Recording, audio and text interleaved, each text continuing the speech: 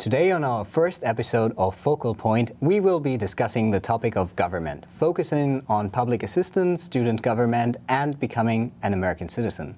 Stay with us.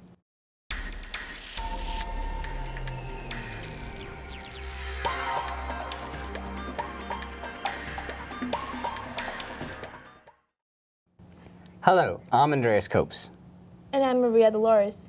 Welcome to the Focal Point, the magazine show about the Community College of Philadelphia on CCPTV, the three-time Emmy-nominated educational channel of Community College of Philadelphia.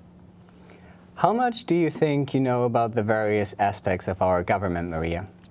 Well, I know a little about what goes on in Washington, but I'm sure there are many things that I could learn about the services that our government provides, especially for students here at the college. I could learn a bit more myself as well. Luckily, today we have 3 segments designed to help us understand a little bit more about how things work. I'm looking forward to it. Let's watch this first piece about students here at the college that are affected by public assistance.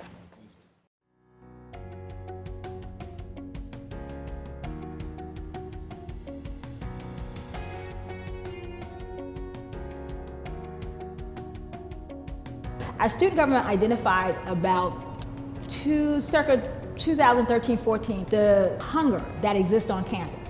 So from there, they came to a group of folks on campus and expressed the need to address food insecurity on campus. We began a very loose program of just kind of giving away food. That's 2013, 2014. Then we realized hunger can't just be random, and it can't be once a month or twice a month. So a group of colleagues and I, we got together and we codified the snack wrap food program. Then we have family foodie packs. We realized if you are hungry, perhaps maybe someone in your household is hungry. So we want you to take that home. So you're able to kind of shop in our food pantry.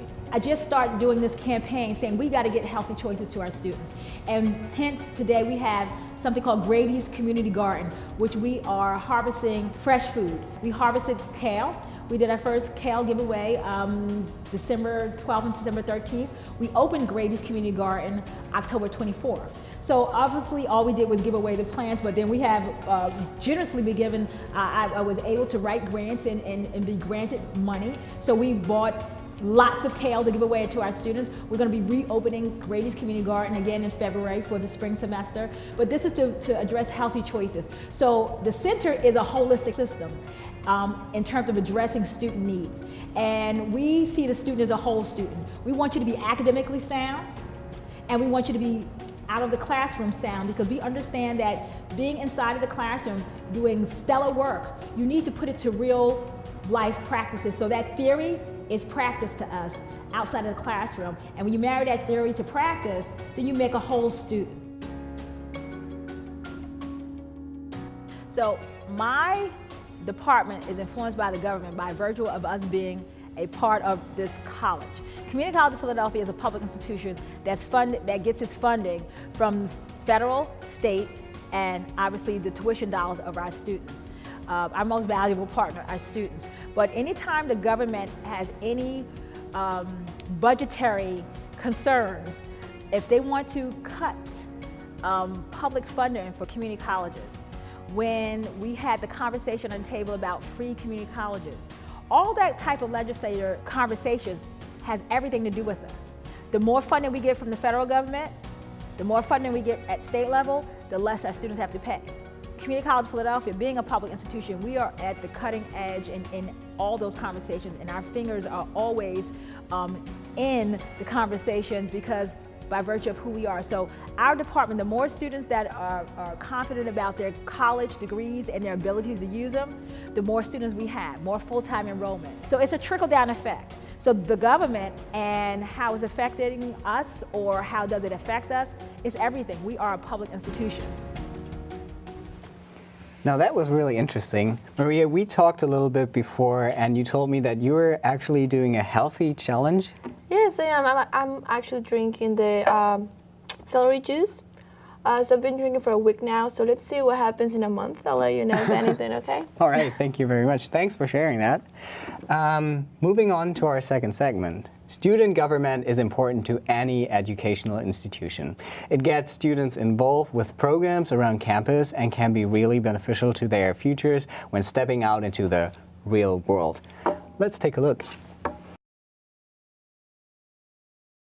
The mission of the Community College of Philadelphia Student Government Association is to provide a united voice for the student body of the college, encourage community engagement, and provide opportunities for the practice of leadership, academic, and social skills.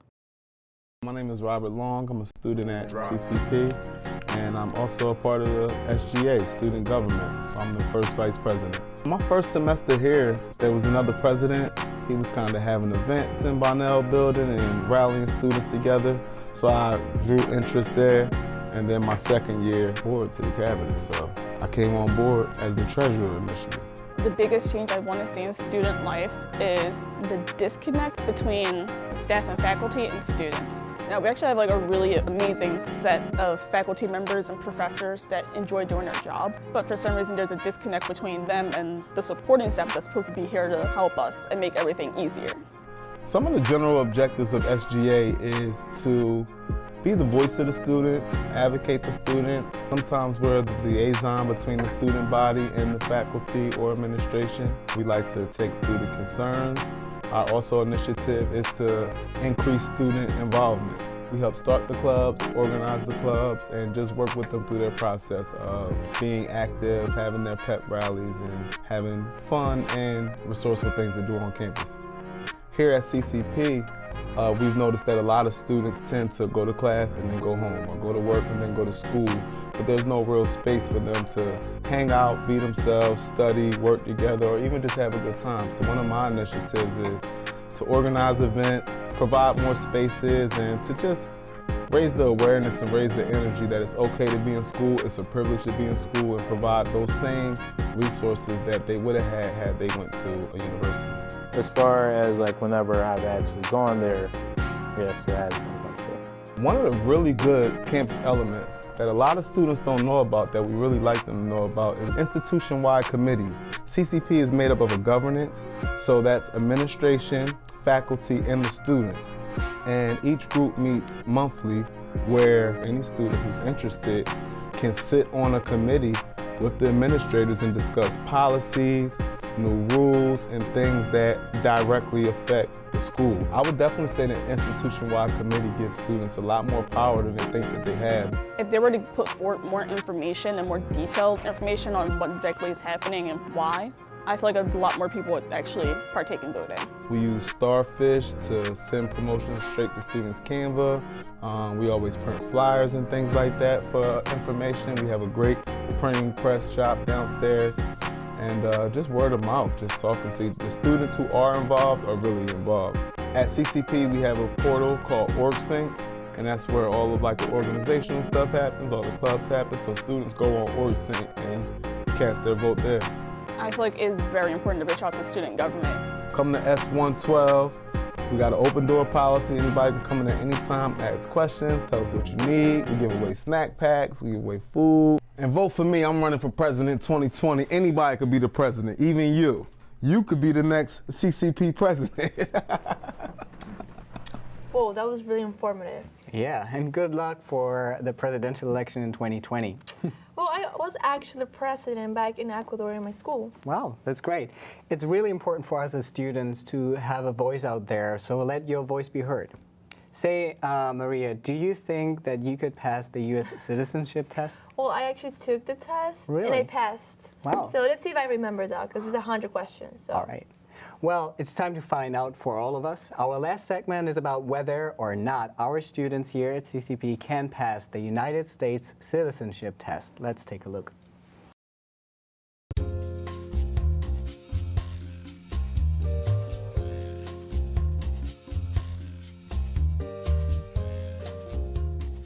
So, like, there's the Wissahickon.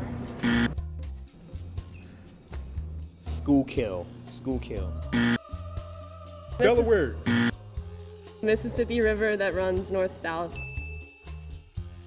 I have no idea. What is it, Panama River or something like that? First 10, like, laws. Bill of Rights. The Bill of Rights, I believe. Not sure. The judicial government, freaking judicial part of it. Senate, Congress. House of Representatives. Executive. Republican, Democrats. Can it be security or something? Oh, goodness. Probably a lot more than there should be. I can't remember the exact number. There should be 50, right? I don't know that one. I ain't gonna guess, but I'm gonna say like 10. 2 years? Like 2 years? Elect the president for 4 years. One term is 4 years. Alaska borders Canada, I believe. Oh man, I don't know.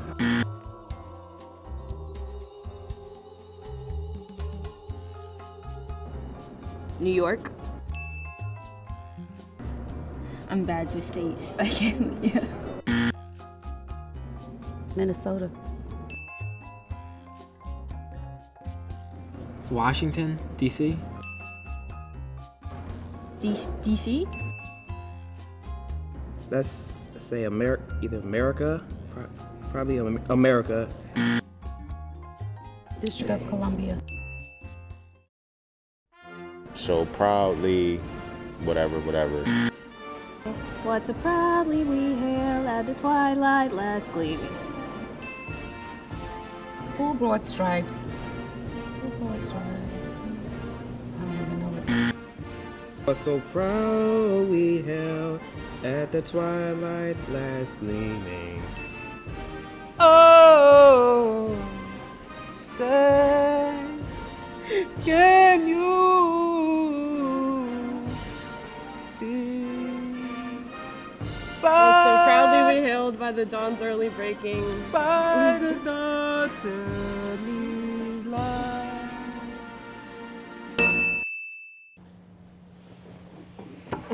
Interesting. Okay.